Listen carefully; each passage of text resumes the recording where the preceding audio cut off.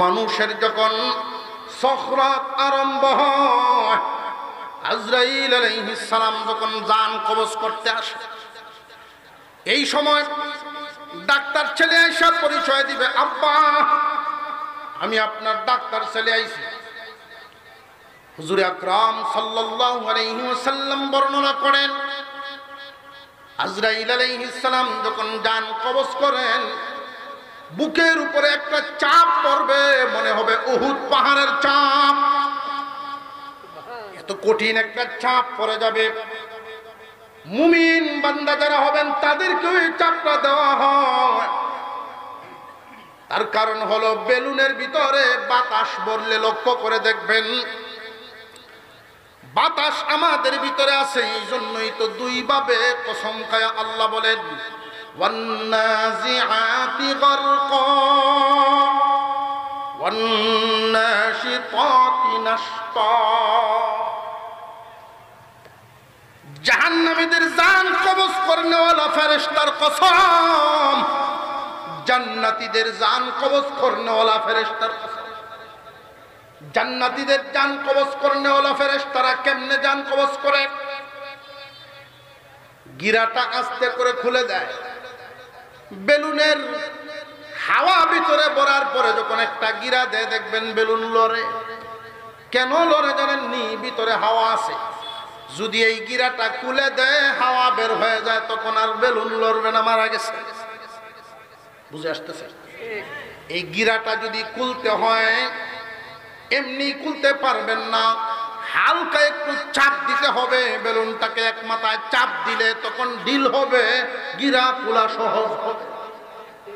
ঠিক তেমনি ইমানদার মুমিন মুসলমানকেও যখন জান কবজ করা হয়, তখন এই চাপটা প্রয়োগ করা হয়, তাৎক্ষণিক তার কাছে মনে হবে উহুদ পাহাড় তার বুকের উপরে রেখে দেওয়া হয়। আল্লাহর পক্ষ থেকে মুমিন বান্দার এই চাপটাকে মহান আল্লাহ বিশেষ ব্যবস্থায় মুমিন বান্দার জন্য আসান করে দেন। বিশেষ ব্যবস্থার একটা উদাহরণ আপনাদের সামনে পেশ করি। আমাদের হাত পাও কাটলে আমরা হাসপাতালে যাইনি না, যাই না? এমন রোগী অনেক আছে, যুগাল যন্ত্র দেখলে ভয় পায়। ঘটনাক্রমে তার হাত কাটতে গেছে, জরুরি বিভাগে যখন নেওয়া হয়, ডাক্তারের এই যুগাল যন্ত্র দেখে শিক্ষায় শুরু করে, না গো লাগতো না, করেনি না, করে না। 2-3 জনের ধরে কুস্ত হইতো না, ইঞ্জেকশন নিয়ে আসছে, 2 সাইডে দিয়ে ফুস করছে। সুই দেখে যেই ব্যক্তিটা চিল্লাইছিল, এখন তার চোখের সামনেই সেলাই করে, ব্যথা পায় না। আছে না নাই? ব্যথা যে পায় না, সুইয়ের পাওয়ার কি কমে গেছে না ব্যবস্থা নেওয়া হয়েছে? ঠিক তেমনি ভাবে মুমিন বান্দাকে যেই চাপটা দেওয়া হয়, এই চাপের ব্যথা যেন মুমিনে না পায়, এই জন্য আল্লাহর পক্ষ থেকে তার জন্য ব্যবস্থা নেওয়া হয়। সেটা কি ব্যবস্থা? এক হাদিসের মধ্যে উল্লেখ করা হয়, মুমিন বান্দা দুনিয়ার সফর শেষ করে যখন রওনা দেন, আল্লাহর একদল ফেরেশতায় জান্নাতের পুরা চিত্র তার চোখের সামনে তুলে ধরেন। এই দিক দিয়ে জান্নাত দেখতে থাকেন, ওই দিক দিয়ে অপারেশন হইতে থাকে। সখরাত যখন আরম্ভ হয়, আজরাইলের চাপ দিয়া জান বের করবেন। ছেলেকে ডাক্তার বানাইছেন, ডাক্তার ছেলে, তার ফায়দা যোগ্যতা দিয়ে সে তার ফায়দাবান হয় দুনিয়ার লাইনে। আপনার এই হালতে আইসা যখন পরিচয় দিবে, আব্বা আপনার সংবাদ পাই আইসি, আব্বা আপনার ডাক্তার হুত, পুত্রে তোমারে কত খরচ করে ডাক্তার বানাইলাম, পারো যদি তোমার বিদ্যা দিয়া আমার বুকের চাপটা একটু কমায়া দাও। আজরাইলের দ্বারা চাপ কোন ডাক্তারে কমাইতে পারবো নি। ইঞ্জিনিয়ার হুত আইছে, আব্বা আমি আপনার ইঞ্জিনিয়ার হুত, কোন কাজ হবে না, আমার চাপ কমায়া দাও। কারোর দ্বারা কিছুই হয় না। তুই নুরানি লেভেল পর্যন্ত পড়াইছিল একটা মেয়েকে, এই মেয়েটা দৌড়ায় আসতেছে, ভাইজানরা তোমরা একটু সরো। কুরআনুল কারীম নিয়ে আসতেছে এই মেয়ে, হাফেজাও না আলেমাও না, কিন্তু বাবা আলেমদের মুখ থেকে শুনছিল। অন্যরা বড় হয়ে গেছে, এই ছোট মেয়েটারে আঙুলে ধরে ধরে নুরানিটা শুধু পড়াইছিল। এই মেয়ে কোরআনের কপি নিয়ে আসছে। ভাইজান সরেন, আলেমদের মুখে শুনেছি, আল্লাহর পয়গম্বর হাদিসের মধ্যে বলেছেন, মুমূর্ষু ব্যক্তি সখরাত চলাকালীন সময়ে যদি তার সামনে আল্লাহর কালাম সূরা ইয়াসিন তিলাওয়াত করা হয়, আল্লাহ তার মৃত্যুর যন্ত্রণা আসান করে দেন। সবাই সরে গেছে। এই মেয়েটাকে যখন সুযোগ দেওয়া হলো, মেয়ে পড়া শুরু করলো। বিসমিল্লাহির রহমানির রহিম, ইয়াসিন ওয়াল কুরআনিল হাকীম। যেই মাত্র পড়া শুরু হয়ে গেল, আল্লাহ রাব্বুল আলামিন ডাক দিয়া বলেন, আরে ইয়াসিন, তোমার কানে কি আমার কালামের আওয়াজ পৌঁছে নাই? চাপ যদি কমায় না দাও, তাহলে আমার কালামের ইজ্জত রক্ষা হবে না। কোরআনের কপি আছে কিন্তু তেলাওয়াত নাই। নাই কেন? বেশিরভাগে তেলাওয়াত জানে না। যারাও জানি আমরা, তোটা কপাল পুরা মানুষ, আল্লাহর কালামের তিলাওয়াত নাই। অথচ আল্লাহ পাকের ওয়াদা আছে, যেই করে 5 ওয়াক্ত নামাজ আর কোরআনের তিলাওয়াত, 5 ওয়াক্ত নামাজি আর কোরআনের তিলাওয়াতকারী থাকবে, এদের রিজিকের জিম্মাদারি আল্লাহর। রিজিকের জিম্মাদারি কার? আল্লাহ পাক রব্বুল আলামিন সহজে রিজিক মিলায়া দেন। অনেক মানুষ জমিনে আছে, পরিশ্রম কম, রিজিক বেশি। আর অনেকে আছে পরিশ্রম অনেক বেশি, রিজিক পায় কম। 1 ঘন্টা মেহনত করে পায় 10 ঘন্টার সমান, আর একজনের 10 ঘন্টা মেহনত করে পায় 1 ঘন্টার সমান। আল্লাহ যদি ব্যবস্থা করে দেন 5 ওয়াক্ত নামাজি কোরআন পড়নেওয়ালার ঘরে, রিজিকের জিম্মাদারি নিছেন কে? কিছু কমবে না? কমবে না? ঝরে। এই 100 ছেলেমেয়ের গার্জিয়ানের প্রথম লক্ষ্য ক্লাস 1-এ ভর্তি করার সময় আশা ছিল মাস্টার হবে, ডাক্তার হবে, ইঞ্জিনিয়ার হবে, কাঙ্ক্ষিত লক্ষ্যে যাবে। 8 পর্যন্ত গিয়ে কিছু থেমে গেল। কথার কথা 20 জন জড়ে গেল, রইল আর কয়জন? 8-এর পর থেকে বাকি 80 জন ছুটলো। 80 জন গার্জিয়ানের লক্ষ্য হইল কাঙ্ক্ষিত লক্ষ্যে নিবে, সন্তানকে একটা সীমানায় পৌঁছাবে। মেট্রিক পরীক্ষা দেওয়ার সময় আরো 20 জন কমছে। কমেনি না? কমে না? এখন রইল কতজন? 60 জন। এই 60 জন গার্জিয়ান সন্তানদেরকে যখন মেট্রিক পাস করাইলেন, এবার বুঝেন, এবার আপনারাই বুঝে রাখেন, মেট্রিক পাশের সার্টিফিকেট দিয়া বাংলাদেশে মানসম্মত কোনো চাকরির আশা করা যায় না। আরো সামনের দিকে নেওয়া লাগবে। বাকি 60 জনকে নিয়ে গার্জিয়ান বড় স্বপ্ন দেখে রওনা দিলেন, ইন্টারমিডিয়েট পাস করালেন। ওইখানে গিয়ে 60 জন যায় নাই, আরো 20 জন। এখন রইল আর 40 জন। ইন্টারের পর থেকে ডিগ্রি পর্যন্ত গেল, ডিগ্রি পাস করেছেন 40 জনের মধ্যে মাত্র 20 জন আরো যাচ্ছে। এই যে ডিগ্রি পাস করছে 20 জন, 1-এ ছিল 100 জন, রইল এখন কয়জন? ডিগ্রি পাস 20 জন। সবার রেজাল্ট কি সমান হয়? সবার রেজাল্ট যেহেতু সমান না, সবার গার্জিয়ান সমান চাকরির আশা করতে পারে না। এখন এই ডিগ্রি পর্যন্ত ক্লাস 1 থেকে ডিগ্রি পাস করাইতে গার্জিয়ানের যেই পরিমাণ পয়সা গেছে, ডিগ্রির পরে সার্টিফিকেটটা কাজে লাগাইতে একসাথে এই পরিমাণ পয়সা লাগে। এই হলো আমার দেশের নজির। 20 জন যে ডিগ্রি পাস করলো, 20 জনেই কি সরকারি চাকরি পাইব নাকি? আমাদের দেশের ডিগ্রি পাস করনেওয়ালা বেকার আছে না নাই? আমার দেশে জেনারেল শিক্ষায় সার্টিফিকেট হাসিল করার পরেও কোর্টের অফিসের বারান্দায় বারান্দায় ঘুরতে ঘুরতে, মন্ত্রণালয়ে ঘুরতে ঘুরতে কোনো চাকরির ব্যবস্থা হয় নাই। অবশেষে ব্যবসা নইলে বিদেশ। জোরে কর। এবার আসেন মাদ্রাসার লাইনে। 100 ছেলে মেয়েকে মাদ্রাসার লাইনে দিলাম। কথাটা ভালো করে মাথায় ঢুকায় নেন। আপনাদের কি বুঝতে কোনো অসুবিধা হইতেছে? 100 ছেলে মেয়েকে নিয়ে কিন্তু আমরা স্কুল ঘুরে আইলাম, জেনারেল শিক্ষাটা ঘুরে আইলাম। যদিও কাঙ্ক্ষিত লক্ষ্যে গেছে 20 জন, চাকরি কিন্তু 20 জনের হয় নাই। হইছে নি? এবার বলেন 20-এর নিচে পড়ছে কয়জন? 80 জন। এই 80 জন ইহকালের কোনো কামে লাগলো? পরকাল কামানির কি জানলো? ওযু জানেনি ভালো করে? এই মানুষগুলোর জিন্দেগি পরে শেষ পর্যন্ত কি হয় জানেননি? বুঝলাম, কেউ উপরে বললে মাফ করবেন। সারা জীবন দেখবেন খাটায় মসজিদের বাহিরে নামাজের কথা কইলে যায় না। কেন যায় না? আমি আগেই বলছি, জানে না। যে যে বিষয় জানে, যারা জানায় তারে টানে।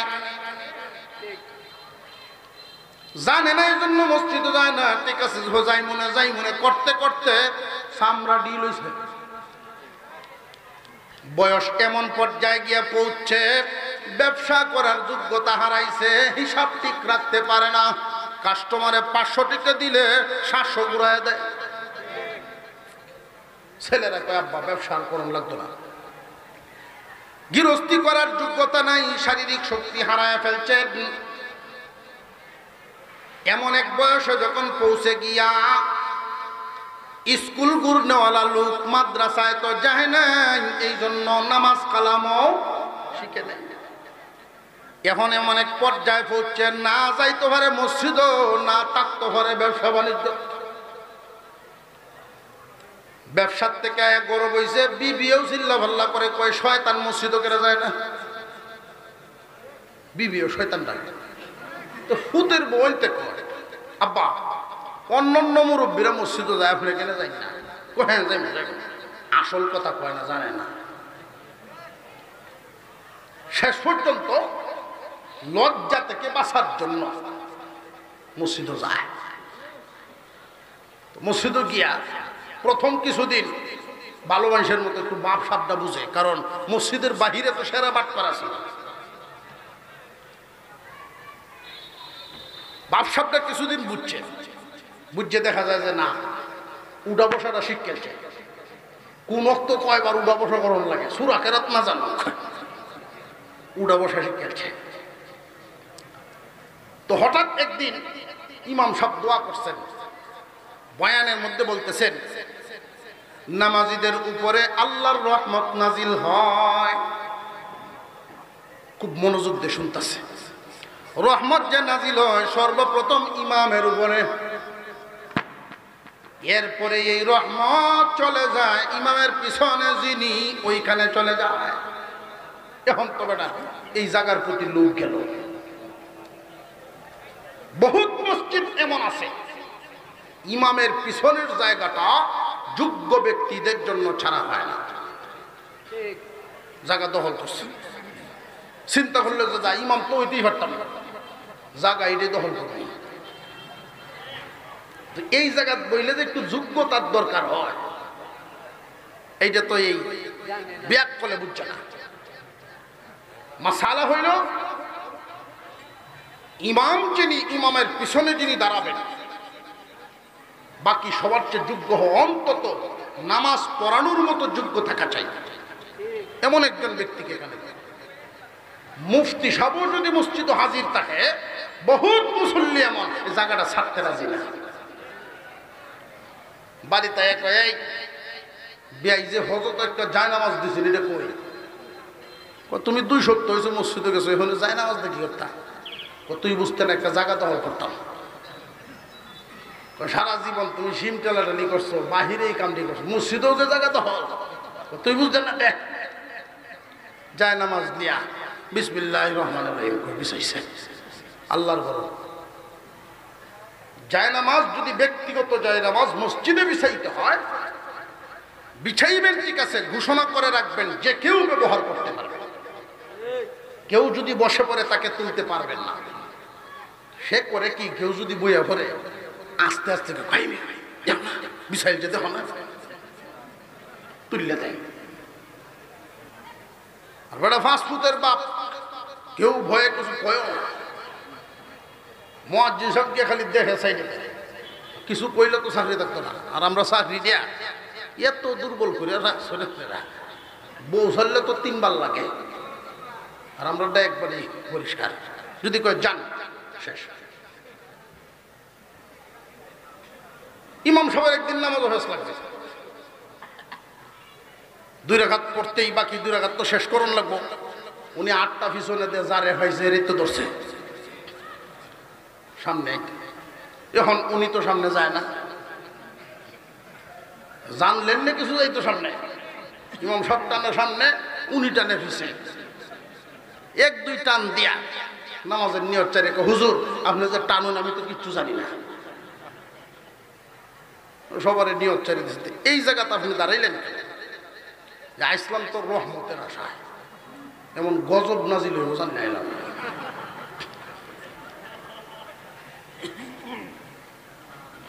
এই লোক যদি নুরানি পড়া থাকতো তাহলে এই গজবের বই হইতো।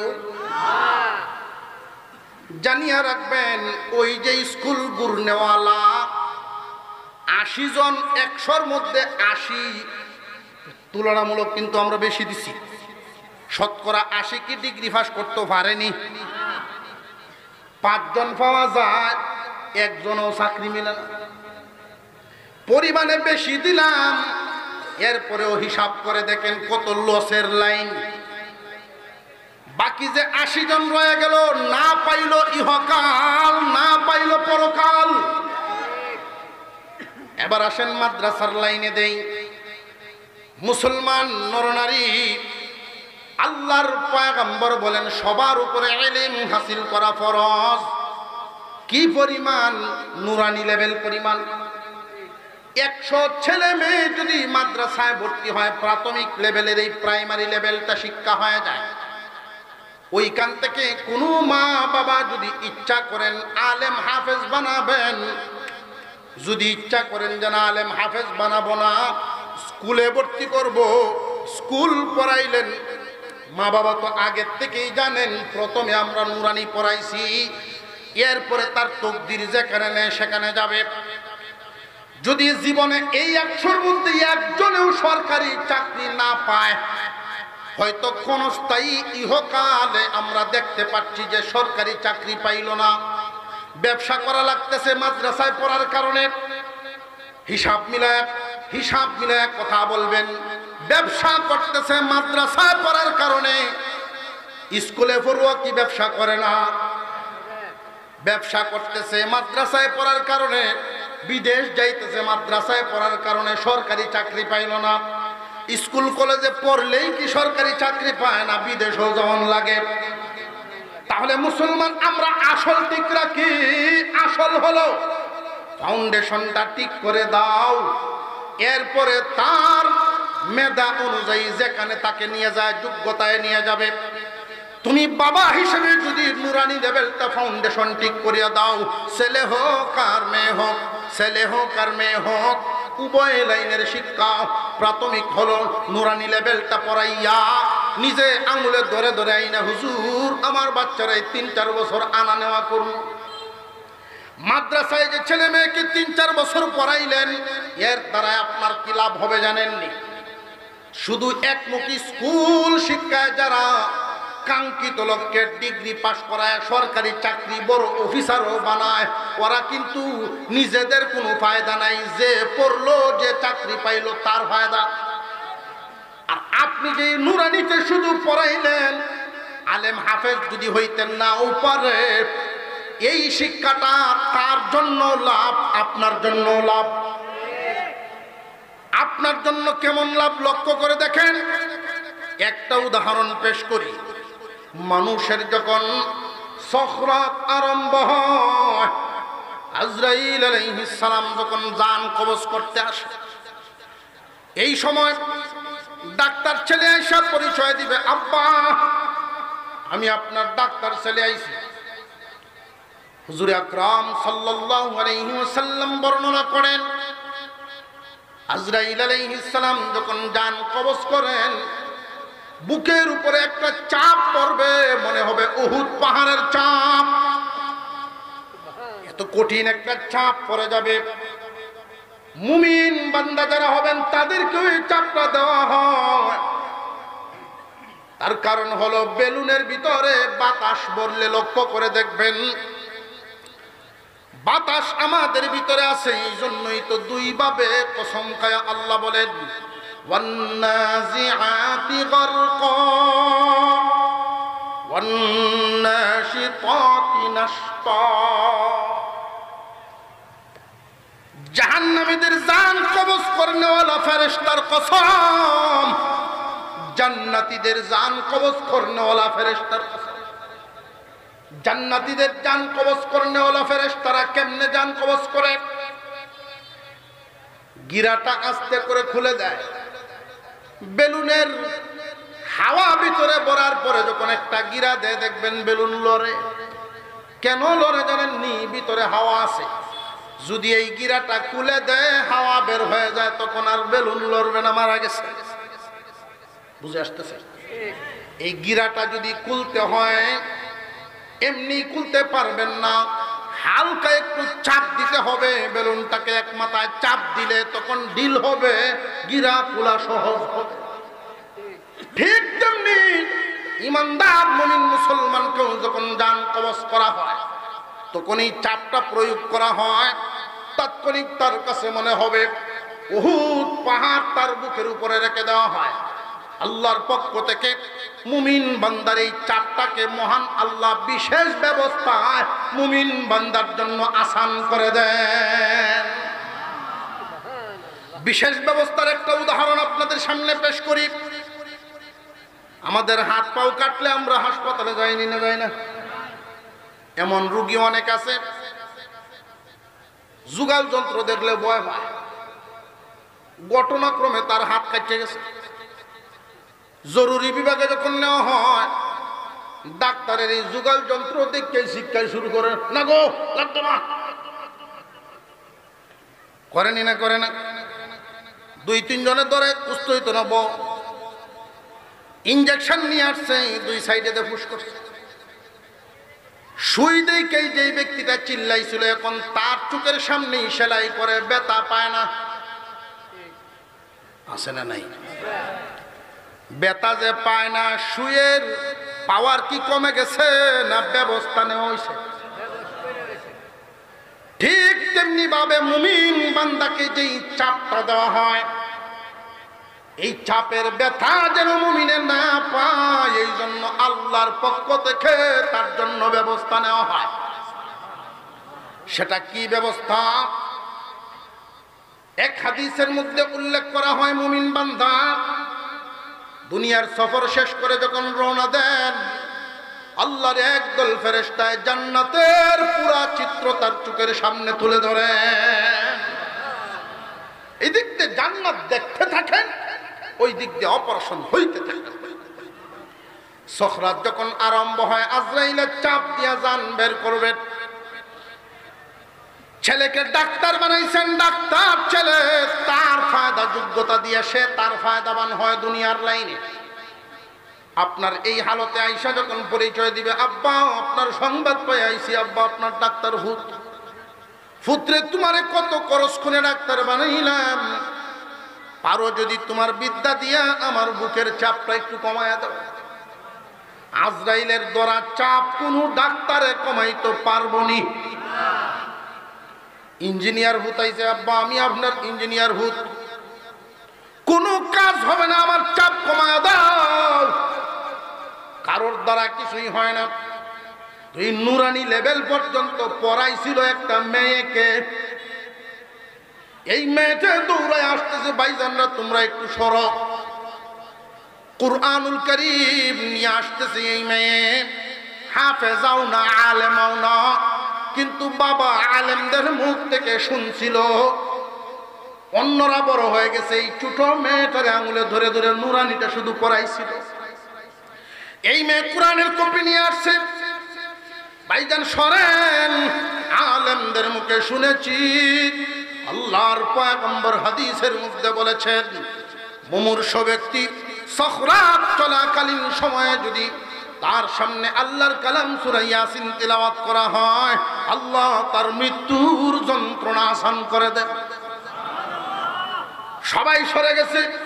এই মেয়েটাকে যখন সুযোগ দেওয়া হলো, মেয়ে পড়া শুরু করলো।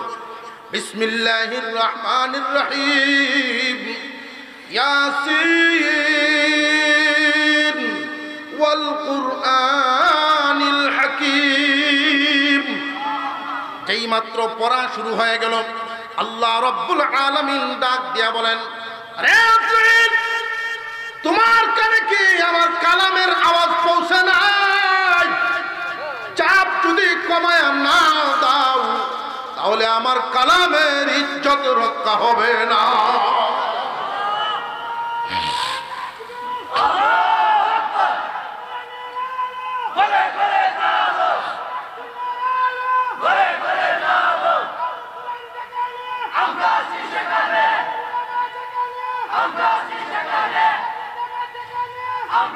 মুসলমান ভাইরা, মুসলমান ভাইরা, আজকে মুসলমানদের ঘরে ঘরে কোরআনের কপি আছে, কিন্তু তেলাওয়াত নাই। নাই কেন? বেশিরভাগে তেলাওয়াত জানে না। যারাও জানি আমরা, তোটা কপাল পুরা মানুষ, আল্লাহর কালামের তিলাওয়াত নাই। অথচ আল্লাহ পাকের ওয়াদা আছে, যেই করে 5 ওয়াক্ত নামাজ আর কোরআনের তিলাওয়াত, 5 ওয়াক্ত নামাজি আর কোরআনের তিলাওয়াতকারী থাকবে, এদের রিজিকের জিম্মাদারি আল্লাহর। রিজিকের জিম্মাদারি কার? আল্লাহ পাক রব্বুল আলামিন সহজে রিজিক মিলায়া দেন। অনেক মানুষ জমিনে আছে, পরিশ্রম কম, রিজিক বেশি। আর অনেকে আছে পরিশ্রম অনেক বেশি, রিজিক পায় কম। 1 ঘন্টা মেহনত করে পায় 10 ঘন্টার সমান, আর একজনের 10 ঘন্টা মেহনত করে পায় 1 ঘন্টার সমান। আল্লাহ যদি ব্যবস্থা করে দেন 5 ওয়াক্ত নামাজি কোরআন পড়নেওয়ালার ঘরে, রিজিকের জিম্মাদারি নিছেন কে? আল্লাহ পাক রব্বুল আলামিন কুরআনওয়ালাকে মুহাব্বত করেন। যারা কুরআনুল কারীম তিলাওয়াত করে করে আল্লাহর কালামের হেফাজত করবে, কুরআনুল কারীম মুখস্থ করে করে আল্লাহর কালামের হেফাজত করবে, আল্লাহ পাক রব্বুল আলামিনের কালাম যেখানে পড়ানো হয়, ওই মাদ্রাসাওয়ালাদের সাথে নিজেদেরকে মিশায়া এদের কাছে সহযোগিতা করবে। এদের ব্যাপারে আল্লাহর ঘোষণা আছে। কেন জানেননি? আল্লাহ পাক বলেন, যেই মানুষগুলো কোরআনের হেফাজতের সাথে লাগিয়া যায়, কেউ আছে কোরআন তিলাওয়াত করে করে সহিহ শুদ্ধ তিলাওয়াত করে কোরআনের হেফাজত করবে, কেউ আছে কোরআন মুখস্থ করে কোরআনের হেফাজত করবে, কেউ আছে কোরআনের ব্যাখ্যা জেনে আমল করবে, অন্যদের কাছে বয়ান করে কোরআনের হেফাজত করবে, কেউ কোরআন পড়ায়া কোরআনের হেফাজত করবে, কেউ আছে কোরআন পড়াইতেও পারে না, পড়তেও পারে না, কিন্তু পড়ানোর কাজে সাহায্যের হাত মিলায়া দেয়। এই মানুষগুলো আমার কালামের সাথে যারা মিশিয়ে যায়, এরা আমি আল্লাহর দলের লোক। আল্লাহ পাক রব্বুল আলামিন বলেন, ইন্না নাহনু নাযালনা যিকরা ওয়া ইন্না লাহু লাহাফিযুন। কোরআন নাজিল করেছি আমি, আর ইহার হেফাজতের জিম্মাদারিও নিলাম আমি। কোরআন নাজিল করেছেন কে? হেফাজতের জিম্মাদারি নিছেন কে? আল্লাহ যদি জিম্মাদারি নেন, কোন ব্যক্তির কোন মাখলুকের ক্ষমতা আসেনি, কোন শক্তিবানের ক্ষমতা আসেনি একটা হরফ হেরফের করবে। কারণ হেফাজতের জিম্মাদারি কে নিছেন? নাজিল করছেন যিনি, হেফাজত করবেন। প্রশ্ন জাগতে পারে, হুজুর তাওরাতও তো আল্লাহ নাজিল করছেন, ইনজিলও আল্লাহ নাজিল করছেন, জবুর আল্লাহ নাজিল করেছেন। জবুরের তো বর্তমান দুনিয়াতে কোনো দৃশ্যই পাওয়া যায় না, অদৃশ্য হয়ে গেছে, বিলীন হয়ে গেছে, কোনো কপি নেই। তাওরাত ইনজিল পরিবর্তন হয়ে গেল। এইগুলো তো আসমানি কিতাব, এইগুলো এই দশা কেমনে হলো? মানুষেরা পরিবর্তন কেমনে করছে? যে ওইগুলো নাজিল করেছেন আল্লাহ, হেফাজতের জিম্মাদারি নেন নাই। নাজিল করেছেন আল্লাহ, কিন্তু হেফাজতের জিম্মাদারি নেন নাই। আল্লাহর কালাম, আল্লাহর কোরআন নাজিল করেছেন যিনি, হেফাজতের জিম্মাদারিও নিছেন তিনি। হেফাজতের জিম্মাদারি নেওয়ার কারণে আল্লাহ পাক রব্বুল আলামিন এই হেফাজতের জিম্মাদারি নেওয়ার কারণে লক্ষ্য করে দেখেন, আদম হযরত নবী করিম সাল্লাল্লাহু আলাইহি ওয়াসাল্লামের জামানা থেকে একদল মানুষ, আবু বকর, ওমর, এই রকম একদল মানুষ সিলসিলা করে করে সাহাবায়ে কেরাম, তাবেঈন, তাবে তাবেঈন, আইম্মায়ে মুজতাহিদ, উলামায়ে কেরাম, এখনো পর্যন্ত মুমিন মুসলমান তাওহীদি জনতা একদল মানুষ কোরআনের পক্ষে আছে না নাই? আর একদল মানুষ আবু জাহেল বাহিনী কোরআনের বিপক্ষে। এই আবু জাহেল নাই, কিন্তু আবু জাহেলের চেলা চামুন্ডা আছে না নাই? আবু জাহেলের চেলা চামুন্ডারা আছে, আবু জাহেলের অনুসারীরা আছে, আর আবু বকরের অনুসারীরাও আছে। আবু বকরের অনুসারীদের কাজ হলো কোরআনের হেফাজত করা, কোরআনের সঙ্গ দেওয়া, কোরআনের হেফাজত করা। আর আবু জাহেলের অনুসারীদের কাজ হইল কোরআনকে বাধাগ্রস্ত করা, কোরআনের শিক্ষায় বাধা দিবে। বুঝবেন আবু জাহেলের বাহিনী। কোরআনের ওয়াজে বাধা দিবে, বুঝবেন আবু জাহেলের বাহিনী। আলেম উলামাদের কাজে বাধা দিবে, বুঝবেন আবু জাহেলের বাহিনী।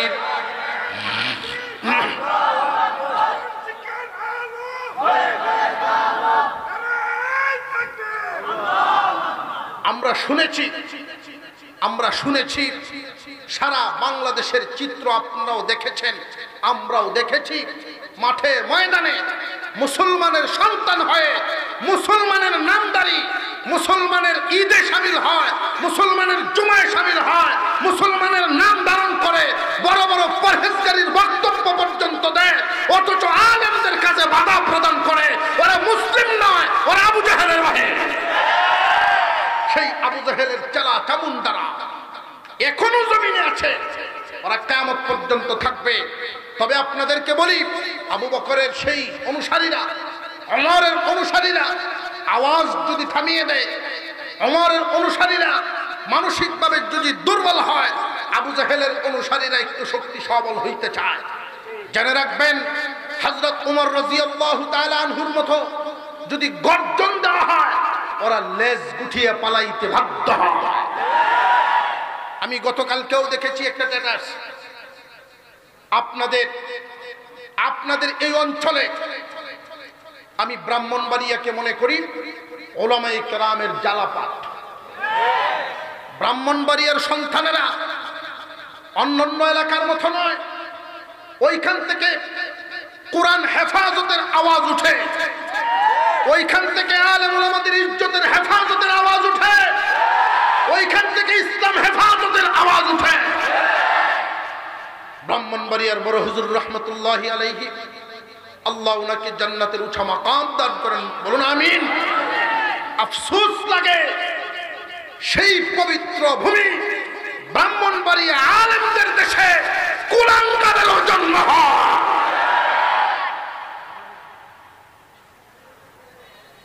বাটি পড়ে গেছে, বাটি পড়ছে, খবর পাওয়া গেছে। আবার ঘোষণাও করা আছে, তার সাথে কিছু চেলা চামুন্ডা ছিল, আলেমদেরকে জেল খাটানোর জন্য আলেম উলামাদের নামে মামলা করেছে, বাদী হয়েছে। এদেরকে খুব তল্লাশি নিয়ে খোঁজা হচ্ছে।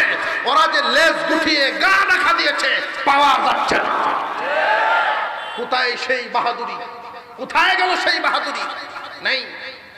কোরআন ছিল, কোরআনের পক্ষের অনুসারীরা আছে, থাকবে, কিয়ামত পর্যন্ত থাকবে ইনশাআল্লাহ। আমি মনে করি জমিনটাকে আল্লাহ পাক কোরআনের জন্য কবুল করেছেন, জমিনকে কোরআনের জন্য কবুল করেছেন।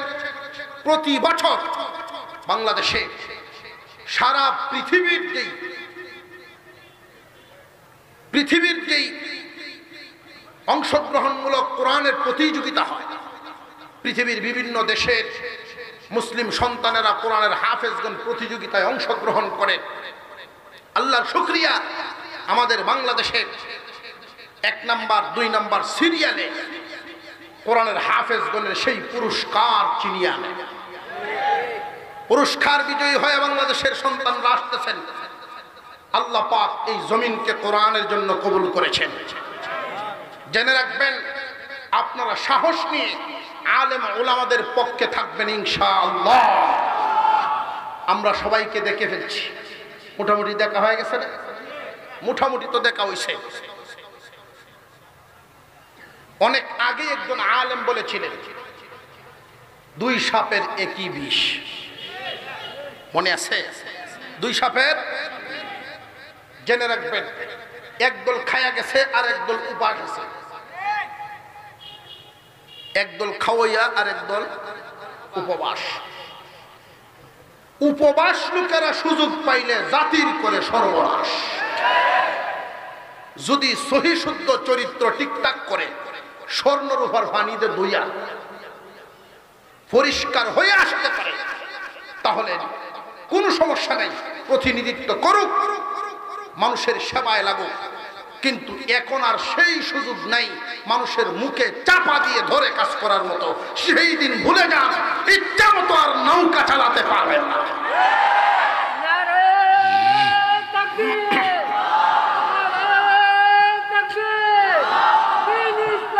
মুসলমান ভাইয়েরা,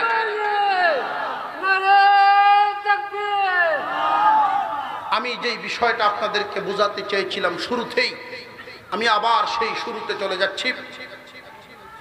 যোগ্য যোগ্য ওলামায়ে কেরামগণ উপস্থিত হয়ে গেছেন, আরো আসতেছেন একের পর এক। বিশেষ করে আপনাদের এই অঞ্চলের যেই কৃতি সন্তান, সারা বাংলাদেশের বর্তমানে আমাদের রাহবরগণ, মুরব্বীরা যারা আমাদের অগ্রকাতারে আছেন, সেই ব্যক্তিদের একজন আল্লামা জুনাইদ আল হাবিব সাহেব দামাত বরকাতুহুল আলিয়া। উনি আপনাদের এই অষ্টগ্রামের কৃতি সন্তান। আলহামদুলিল্লাহ, একটা গর্বিত সন্তান। কোন কোন সন্তানের ধারায় মা বাবার গর্ব হয়, জাতির গর্ব হয়, দেশের গর্ব হয়। উনি চলে আসবেন, একের পর এক সবাই আসতেছেন। আমি যেই বিষয়টা নিয়ে শুরু করেছিলাম, বোঝানোর উদ্দেশ্য ছিল আল্লাহ পাক সবার উপরে আলেম হাফেজ হওয়া ফরজ করেন নাই, কিন্তু প্রয়োজনীয় ইলম, নুরানি লেভেল, আমি একটা সীমানা দিলাম, এই নুরানি লেভেল পর্যন্ত পড়াশোনা করা, ছেলে হোক আর মেয়ে হোক, প্রত্যেকের জন্য ফরজ। আপনার ছেলে 3 জন, প্রথমে মাদ্রাসায় পড়াবেন কয়জন? আরো জোরে কর। 3 জন। আপনার মেয়ে 3 জন, প্রথমে মাদ্রাসায় পড়াইবেন কয়জন? 3 জন। বাবা হিসাবে অন্তত এই হকটুকু আদায় করবেন।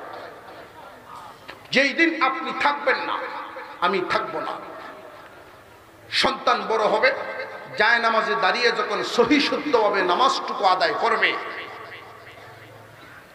জানাজার নামাজে অংশগ্রহণ করে সহি জানাজার নামাজটুকু আদায় করবে, সারা জিন্দেগীর আমল তার ঠিক হয়ে যাবে। দুনিয়া কামানোর ক্ষেত্র প্রত্যেকেরই কোনো না কোনো ব্যবস্থা হবেই, কিন্তু আখিরাত কামানোর শিক্ষাটা ওই শৈশবেই হাসিল করতে হবে। আর নইলে জেনে রাখবেন, কাঁচা থাকতে নানুয়ালে বাঁশ, পাকলে করে টাস টাস।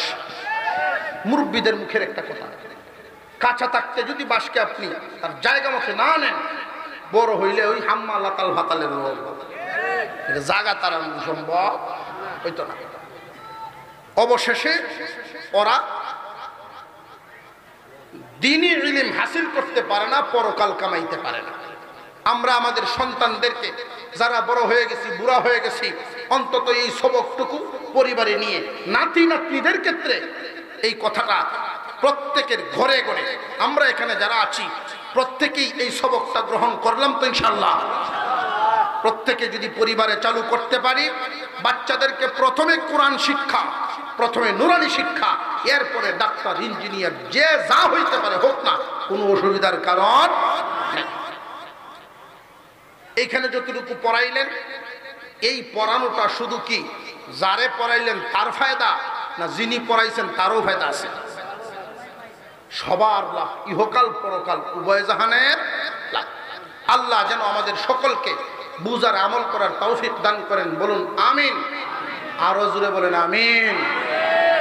কুরআনুল কারীমের শিক্ষা যদি সন্তানকে দিতে পারেন, 5 ওয়াক্ত নামাজ আর সহিহ শুদ্ধ কোরআন শিক্ষা, এতটুকু শুদ্ধ দিচ্ছেন, আর কিছুই পারেন নাই। এই আমলটা যদি কোন ঘরওয়ালা জারি রাখে, রিজিকের জিম্মাদারি নেন কে?